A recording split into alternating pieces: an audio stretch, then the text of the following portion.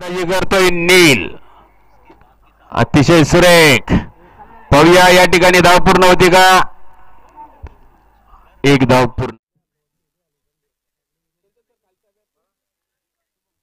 शुभम, अतिशय सुरेख फटका महेंद्रच्या बॅट मधून 2 धावा या ठिकाणी मिळत आहेत.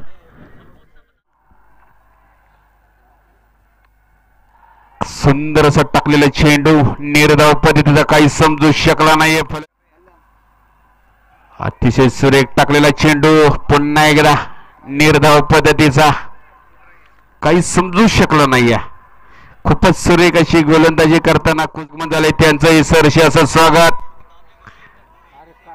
आणि सुंदर असा टाकलेला चेंडू निर्धाव पद्धतीचा.